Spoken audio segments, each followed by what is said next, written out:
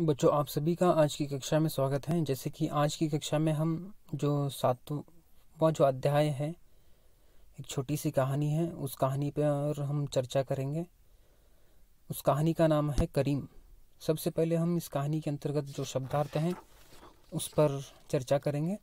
जैसा कि यहाँ पर शब्दार्थ दिए गए हैं, जैसा आप देख रहे हैं। दृष्टि, जिसे हम नज़र कहते हैं। दूसरा है सहपाठी, जिसे साथ पढ़ने वाला कहते हैं। गर्व, जिसे हम घमंड अहंकार कहते हैं। उत्सुकता, जिसे हम जानने की तीव्र इच्छा। भयभीत, डरा हुआ, डरे हुए। सिर्फ यानी केवल। इस प्रकार इस कहानी के अंतर्गत हम शब्दार्थ को देख सकते हैं। और इस कहानी के जो लेखक हैं साबिर हुसैन। अब हम इस कहानी पर चर्चा करेंगे। जैसा कि यहाँ पे कहानी के बारे में कुछ दिया गया है, सबसे पहले उसको हम पढ़ेंगे। यहाँ पर साबिर हुसैन साहब की यह एक मनोवैज्ञानिक तथा दिल को छू लेने वाली कहानी है। यह कहानी जो है एक मनोवैज्ञानिक यानी मनुष्य के मन को समझने वाली, जो मनुष्य की जो मानसिक स्थिति है उसके बारे में, इस कहानी के बारे में यहाँ पर चर्चा किया गया है। जो हमें जात पात और धर्म मजहब से ऊपर उठने की प्रेरणा देती है। यह जो कहानी है बहुत ही महत्वपूर्ण है, क्योंकि इस कहानी में यह दिखाया गया है कि जिस तरह से जात पात और धर्म मजहब कुछ नहीं है, यानी दुनिया में और देश में कोई भी मजहब के लोग हों या कोई भी संस्कृति हो या कोई भी त्यौहार हो, वो सब के त्यौहार होते हैं। इसलिए हम जात पात से और धर्म मजहब से ऊपर उठना चाहिए। यानी हमारे जीवन में सिर्फ धर्म ही सब कुछ नहीं है। हम सब के साथ, सब संस्कृति के साथ, सब मजहब, सब धर्म का आदर और सम्मान करना चाहिए।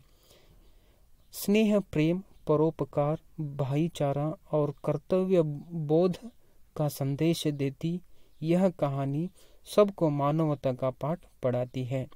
यह कहानी जो है स्नेह और प्रेम, हम सबके साथ स्नेह के साथ और प्रेम के साथ और परोपकार यानी सबको उपकार करना चाहिए।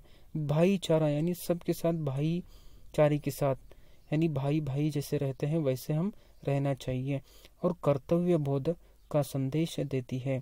इन सारे जो कर्तव्य हैं उनका संदेश देती है, यानी एक मैसेज देती है। यह कहानी सबको मानवता का पाठ पढ़ाती है।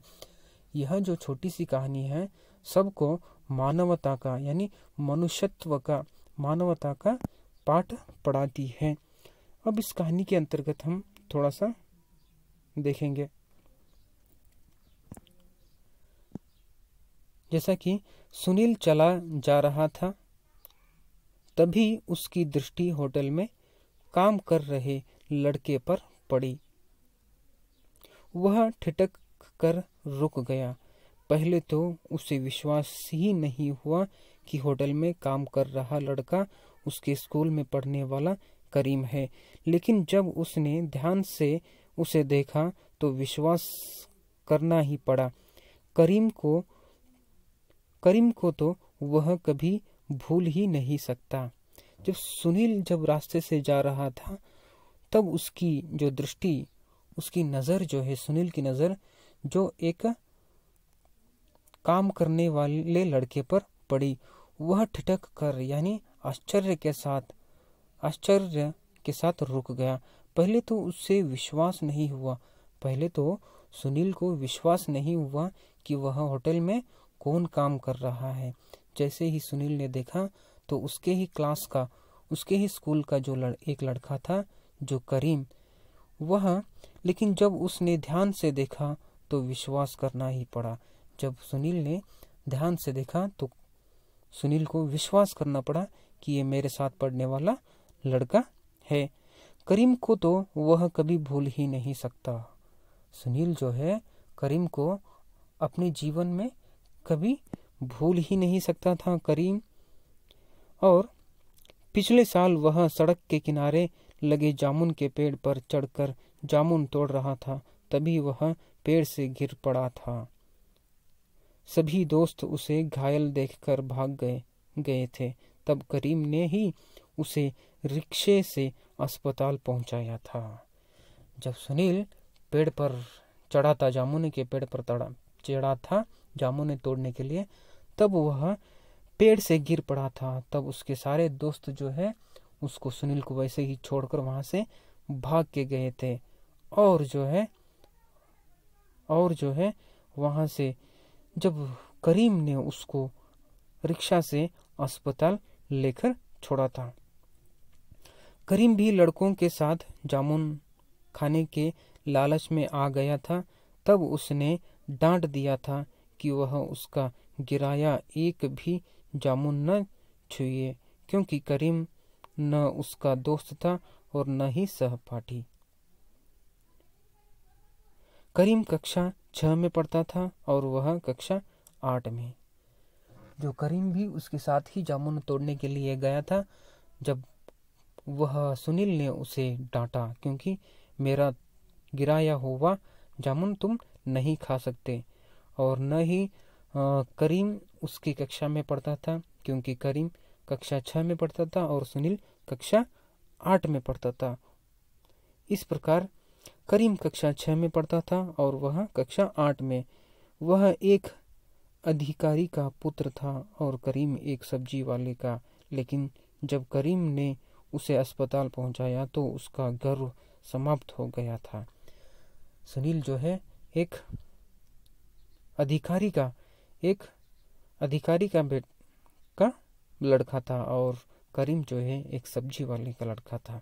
जैसे ही जब सुनील ने वहां पे गिरा था तो करीम ने उसको अस्पताल पहुंचाया, तो सारा गर्व जो है सुनील का वहां पे समाप्त हो गया था।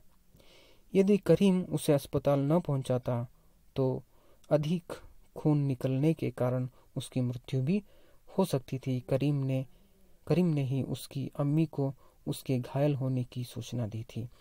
अगर करीम ने उसको वहां से अस्पताल को नहीं पहुंचाया था तो अधिक खून निकलने की वजह से सुनील की मृत्यु हो सकती थी।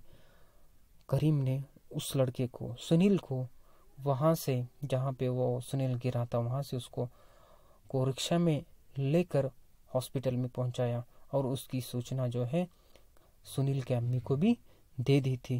जैसे कि सुनील ने पेड़ से गिरने की वजह से सुनील बहुत ही घायल हो चुका था। बच्चों, इस तरह आज की कक्षा में हम सुनील और करीम के बीच जिस प्रकार से एक संबंध रहता है, जैसे एक फ्रेंडशिप रहती है, उसको आज की कक्षा में हमने देखा था कि हमें भी यही करना है कि जिसको भी हम यानी मुसीबत में देखते हैं, जिसको भी हम प्रॉब्लम में देखते हैं, तो उसको हम हेल्प करना चाहिए, यानी उसकी मदद करना चाहिए। क्योंकि वो कोई भी हो, चाहे वो हिंदू हो या मुस्लिम हो, कोई भी धर्म का हो, लेकिन हम जो भी समस्या में होता है उस समस्या में हर एक को हम हेल्प करना चाहिए। यही हमारा एक सबसे बड़ा धर्म है और यही हमारा कर्म है।